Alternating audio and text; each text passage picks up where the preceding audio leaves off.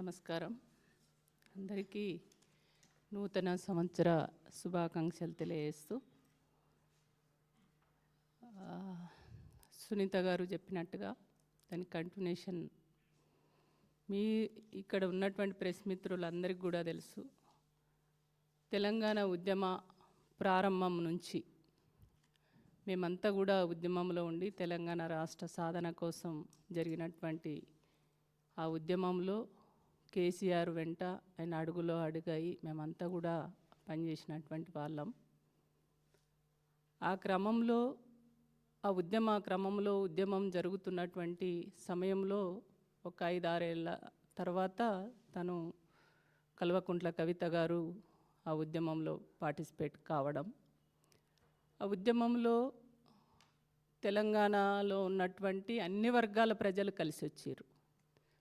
అది మహిళలు కావచ్చు, ఉద్యోగస్తులు కావచ్చు, డాక్టర్లు కావచ్చు, ప్రతి ఒక్కరు కూడా ఆ ఉద్యమంలో కలిసి వచ్చినటువంటి వాళ్ళం. అన్నిటినీ అంటే ఎవరు కూడా వాళ్ళ సొంత ప్రయోజనాలు అనేది నాకు ఇది కావాలనే ఆశించి కాకుండా అందరూ ఖచ్చితంగా తెలంగాణ రావాలి, తెలంగాణ లక్ష్యమే సాధనే ఏకైక లక్ష్యంగా అందరం పనిచేసినటువంటి విషయం మీ అందరికి కూడా తెలుసు. అందులో పత్రికా మిత్రులది కూడా చాలా కీలక రోల్ ఉన్నది. అట్లా తను కూడా 2006లో అనుకుంటా బహుశా తను అప్పటి వరకు అమెరికాలో ఉండి అక్కడ చదువుకొని ఉద్యోగమో ఏదో చేసుకుంటూ తర్వాత వచ్చి ఉద్యమంలో మేమందరం ఎట్లా పనిచేసినామో తను కూడా అట్లనే పనిచేసింది. ఆ పనిచేసినటువంటి క్రమంలో సునీత గారు చెప్పినట్టుగా ఆమెకు ఇవ్వవలసినటువంటి ప్రాధాన్యత ఒక ఎంపీగా, ఎమ్మెల్సీగా, వాళ్ళ పార్టీలో ఉన్నటువంటి ప్రతి ఒక్కరం కూడా ఇవాళ కేసీఆర్ బిడ్డగా మేము చాలా గొప్పగా గౌరవించేవాళ్ళం, కలిసేవాళ్ళం. అనేక సందర్భాలలో తనతో కలిసి పనిచేసినటువంటి వాళ్ళం. కానీ మరి ఇప్పుడు తను లేవనెత్తుతున్నటువంటి అంశాలు ఏవైతే ఉన్నాయో, పార్టీకి నష్టం చేసేటువంటి మాటలు ఏదైతే మాట్లాడుతుందో అది నాకు కొద్దిగా బాధేస్తుంది. ఎందుకు అనంటే అప్పుడు ఈనాడు మాట్లాడుతున్నటువంటి మాటలు ఏవైతే ఉన్నాయో మరి ఆ రోజు మీరు ఏం చేసిరు, ఎంతమందికి మీరు పదవులు ఇప్పించగలిగిరు, మహిళల గురించి మాట్లాడగలిగిరు, బీసీల సమస్యను లేవనెత్తగలిగిరు, ఎంతమంది బీసీలకు ఇప్పించగలిగిరు, ఇవన్నీ కూడా ఒకసారి మీరు తిరిగి నెమరు వేసుకోవాలి. కానీ అప్పుడు ఏదో నేను ఇంటర్నల్గా మాట్లాడినా నన్ను కానీ ఎప్పుడు కూడా మీరు మాట్లాడినటువంటి దాఖలాలు లేవు. అవి చెప్పుకోవడానికి కూడా మరి ఎట్లా మీకు మనసు వస్తుందో కానీ నాకైతే అర్థం కాదు. కానీ ఎప్పుడు కూడా మీరు ఆ ప్రయత్నం చేయలేదు. కానీ ఇప్పుడు ఏదైతే మీ పైన వచ్చినటువంటి ఆరోపణలు, మీరు జైలుకు వెళ్ళడం, ఇవన్నీ కూడా నిజంగా బీఆర్ఎస్ పార్టీకి ఎంత నష్టం జరిగింది.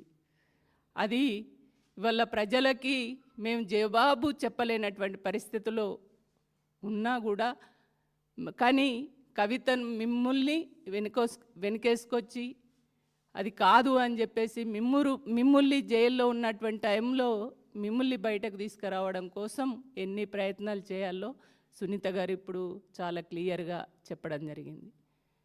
మీరు చేసిన తప్పుల్ని కప్పిపుచ్చుకోవడానికి బీఆర్ఎస్ పార్టీలో ఉంటూ బీఆర్ఎస్ పార్టీకి నష్టం చేసే విధంగా, అప్పటి బీఆర్ఎస్ ప్రభుత్వానికి నష్టం చేసే విధంగా, కేసీఆర్ గారికి వ్యక్తిగతంగా నష్టం చేసే విధంగా ఆనాడు కేంద్రంలో ఉన్నటువంటి బీజేపీలో ఉన్నటువంటి పెద్ద నాయకులతోటి మాట్లాడి ఇవాళ అనేక ప్రయత్నాలు దాని నుంచి బయటపడడానికి మీరు చేసినటువంటి ప్రయత్నాలు నిజం కాదా మీరు ఒక్కసారి ఆలోచించుకోవాల్సినటువంటి అవసరం ఉంటుంది. ఇవాళ మీరు ఆ లిక్కర్ స్కామ్లో ఇరుక్కున్నప్పుడు బీజేపీ పెద్దలతోటి మాట్లాడి మీరు ఏం చేసిరు, వాళ్ళ మెప్పు పొందడం కోసం అయోధ్యలో శ్రీరాములు మందిరం ఏదైతే నిర్మాణం చేసిరో అది చాలా సంతోషించదగినటువంటి విషయం అని చెప్పేసి వాళ్ళ మెప్పు పొందడానికి కోసం మాట్లాడిన మాటలు నిజం కాదా? అంతేందుకు, అయోధ్యకు సంబంధించినటువంటి వీడియో ఏదైతే ఉందో అప్పుడు అర్ధరాత్రి మీరు పోస్టు పెట్టి మళ్ళీ ప్రొద్దున తెల్లవారేసరికి డిలీట్ చేసినటువంటి సందర్భాలు కూడా ఉన్నాయి. అవి తెలంగాణలో ఉన్నటువంటి ముస్లిమ్స్ మర్చిపోతారా? మర్చిపోరు కదా. అట్లా మీరు ఎన్ని ప్రయత్నాలు చేయాలో అన్ని ప్రయత్నాలు చేసిరు, పార్టీకి నష్టం చేసే చాలా ప్రయత్నాలు చేసిరు. వాటన్నిటిని చూసిన తర్వాతనే మిమ్మల్ని తప్పనిసరి పరిస్థితుల్లోనే సస్పెండ్ చేయడం అనేది జరిగింది. అప్పటి వరకు ఇవన్నీ చేస్తున్నా కూడా పార్టీ మిమ్మల్ని ఏమీ అనలేదు. మార్చుకుంటారేమో, అరే ఉద్యమంలో మాతో కలిసి పనిచేసిరు కదా అని చెప్పేసి. ఇవాళ నేను జాగృతి అని మీరు గొప్పగా చెప్తున్నారు. ఇవాళ జాగృతి అనేది ఎక్కడి నుండి వచ్చిందండి? మీరు అమెరికా నుంచి పుట్టుకొని రాగానే మీ ఎంట అందరు ప్రజలు వచ్చిరా? మీరు తెలంగాణ జాగృతి పెట్టుకొని ఊర్లలోకి పోతే టీఆర్ఎస్ సంబంధించినటువంటి నాయకులు కార్యకర్తలు మీ వెంట ఉండి మీరు చేస్తున్నటువంటి ప్రతి కార్యక్రమానికి మేము సహకరిస్తేనే కదా మీ కార్యక్రమాలు సక్సెస్ అయింది. అది బీఆర్ఎస్ పార్టీ కదా చేసింది. అది మీరు ఎందుకు మర్చిపోయారు? ఇవన్నీ వల్ల బీఆర్ఎస్ పార్టీ నాకు సహకరించలేదనో, నేను చేస్తున్నటువంటి పనికి గుర్తింపు ఇవ్వలేదనో, నాకు సపోర్టింగ్ లేదనో, నేను మదన పడ్డాని అనే పద్ధతిలో మీరు బాధపడుతూ కన్నీళ్ళు పెట్టుకుంటున్నారే. మరి మీకంటే ఎక్కువ తెలంగాణ రావాలి. తెలంగాణ వస్తే తెలంగాణలో ఉన్నటువంటి నీళ్లు, నిధులు, నియామకాలు వాటి వల్ల తెలంగాణ యువతకు లాభం జరుగుతుంది, తెలంగాణ సమాజానికి లాభం జరుగుతుందని అన్నీ వదులుకొని ఆస్తులు అమ్ముకొని వాళ్ళు ఏది ఆశించకుండా నిస్వార్థంగా పనిచేసినటువంటి వాళ్ళు చాలామంది గొప్ప నాయకులు ఉన్నారు. మీరు నేను చేసిన దానికంటే ప్రజల పాత్ర చాలా ముఖ్యంగా ఉన్నది. మరి వాళ్ళు ఏం ఆశించారు? మీరు తెలంగాణ ఉద్యమంలో మీరు తెలంగాణ ఉద్యమంలో పాల్గొని మీరు ఎంపీగా 5 ఏళ్ళు చేసి దాని అనంతరం మళ్ళీ ఎమ్మెల్సీ తీసుకొని మళ్ళీ దాని కంటిన్యూషన్ కూడా మళ్ళీ ఎమ్మెల్సీ తీసుకొని అన్ని రకాల అనుభవించినటువంటి మీరే ఇట్లా మాట్లాడుతున్నారు. మరి మామూలుల పరిస్థితి ఇంకా అన్నీ నష్టపోయి వాళ్ళు ఎవరన్నా మాట్లాడుతున్నారు, మాకు తెలంగాణ వచ్చింది, మేము కొట్లాడినాం, మా తెలంగాణ వచ్చింది, అదే చాలు అనేటువంటి పద్ధతిలో సంతృప్తితోటి ఉన్నారు. ఇవాళ తెలంగాణ వచ్చిన తర్వాత కేసీఆర్ గారు ఇవాళ అరే ఒక ఉద్యమ నాయకుడు తెలంగాణ తెచ్చిండ్రు, మంచిగా 9.5 ఏళ్ళు మంచి పరిపాలన జరిగింది అనేటువంటి సంతోషంలో ఉన్నారు. ఇవాళ ఆ ఉద్యమంలో పనిచేసినటువంటి అనేక మంది ఉద్యమకారులకు, అదేవిధంగా ఉద్యమంలో బలిదానాలు చేసుకున్నటువంటి అమరవీరుల కుటుంబాలకు కూడా చాలామందికి ఉద్యోగాలు ఇవ్వడం జరిగింది.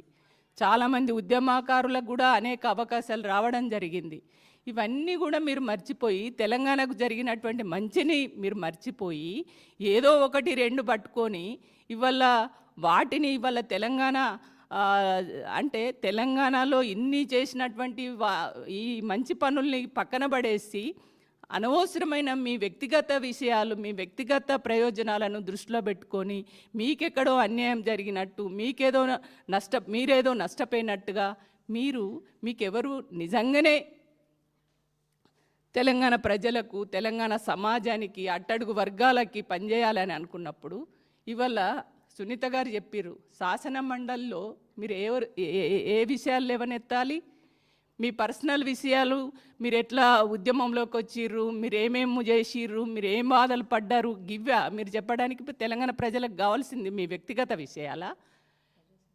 మీ ప్రజా సమస్యలు కదా లేవనెత్తాలి. మరి మీరు ప్రజా సమస్యలు లేవనెత్తకుండా మీ వ్యక్తిగత విషయాలు చెప్పుకోవడానికి ఆ రకమైనటువంటి మాటలు మీరు చెప్పడానికి అక్కడ మాట్లాడినటువంటి ఆ వేదిక ద్వారా ఎవరికి లాభం జరుగుతుంది? తెలంగాణ సమాజానికి లాభం జరుగుతుందా? అంటే రోజు కేసీఆర్ని తిట్టేటోళ్ళకు లాభం జరుగుతుందా? ఇవాళ చాలామంది ప్రొద్దున లేస్తే బీజేపీ కానీ కాంగ్రెస్ పార్టీకి సంబంధించినటువంటి నాయకులు ఏదైతే మాట్లాడుతున్నారో వాళ్ళకు మీకున్న తేడా ఏందండి? ఇవాళ ప్రతిపక్ష పార్టీగా, ఒక బలమైనటువంటి పార్టీగా ఎప్పటికప్పుడు ప్రజా సమస్యల్ని లేవనెత్తి ప్రజల గొంతుకై ఇవాళ అనేక సమస్యలపైన ఉద్యమం చేస్తూ ఉంటే ఇవాళ బీఆర్ఎస్నే ఒక శత్రువుగా చూసి బీఆర్ఎస్నే టార్గెట్ చేస్తూ బీఆర్ఎస్లో ఉన్నటువంటి నాయకుల్ని టార్గెట్ చేస్తూ మీరు అనునిత్యం మాట్లాడడం అనేది ఇవాళ తెలంగాణ ప్రజలు మర్చిపోతారా?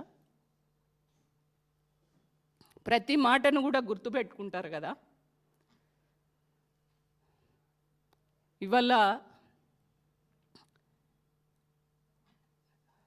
రాష్ట్రంలో ఉన్న ప్రధాన పత్రికలు వార్త రాస్తే అది తప్పుడు వార్త అని చెప్తూ కేసులు పెడతానన్నారు. మరి ఆ కేసులు ఎందుకు పెట్టలేదు? అప్పుడు మీరు లిక్కర్ స్కామ్లో ఇరుక్కున్నటువంటి టైంలో బయటకు వచ్చినాక ప్రధాన పత్రికలు రాసినాయి, హెడ్డింగ్ పెట్టి రాసినాయి, వాళ్ళపైన కేసులు పెడతానన్నారు. మరి ఎందుకు పెట్టలేరు? వాళ్ళపైన కేసులు ఎందుకు పెట్టలేదు?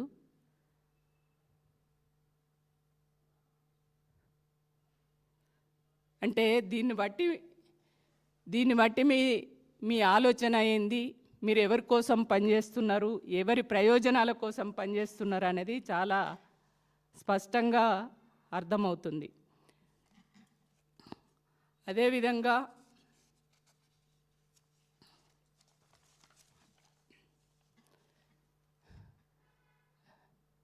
ఇవాళ తను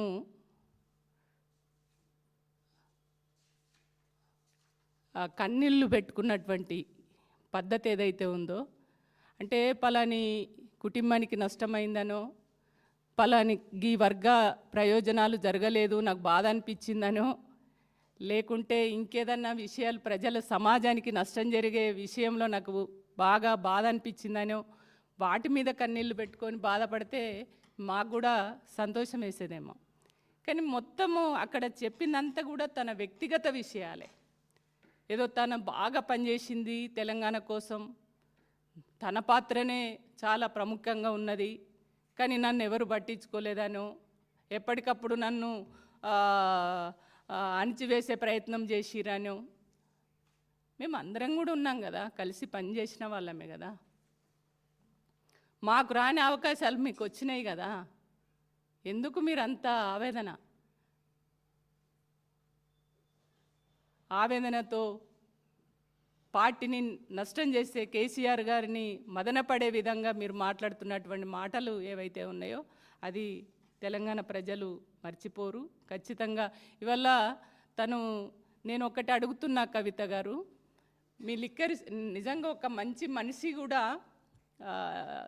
కేజ్రీవాల్ గారు ఆయన కొద్దిగా సామాజిక కోణంలో ఉన్నాడు, ఒక అవినీతి రహితమైనటువంటి పాలనను తెలంగాణ దేశ ప్రజలకు అందిస్తారు, మంచి పనులు చేస్తారని ఒక నమ్మకం ఉండే.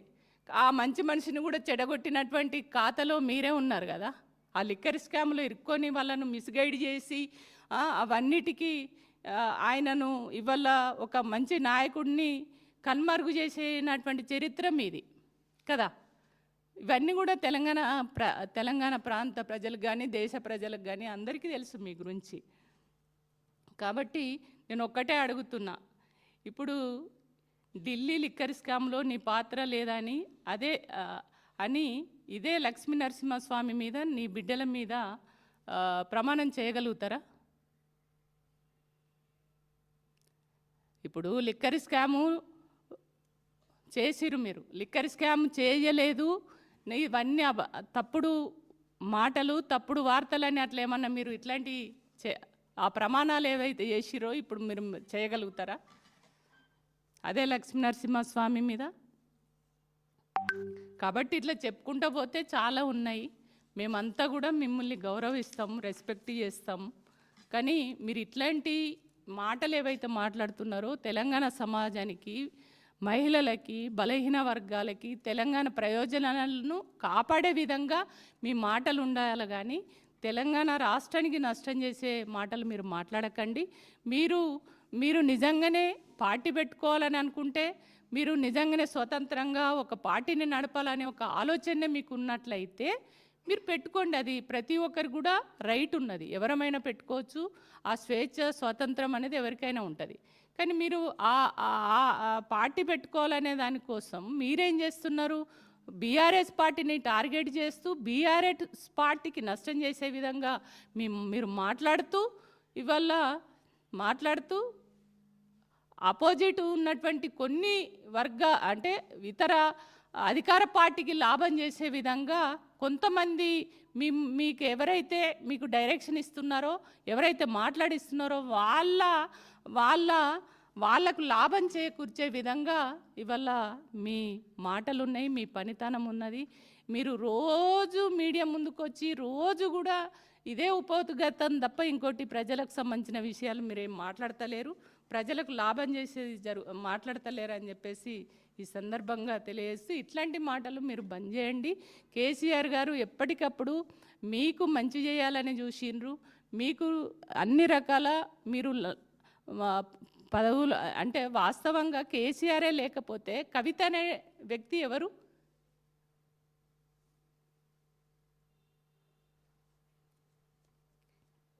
కాబట్టి మీరు కేసీఆర్ గారే బిడ్డగానే మీకు గుర్తింపు ఉన్నది. దానికి తోడు మీరు ఉద్యమంలో పనిచేసిర్రు, మీరు స్వతంత్రంగా కొన్ని నిర్ణయాలు తీసుకున్నారు, కొన్ని పనులు చేసిర్రు. కానీ అది సంతోషిస్తాం.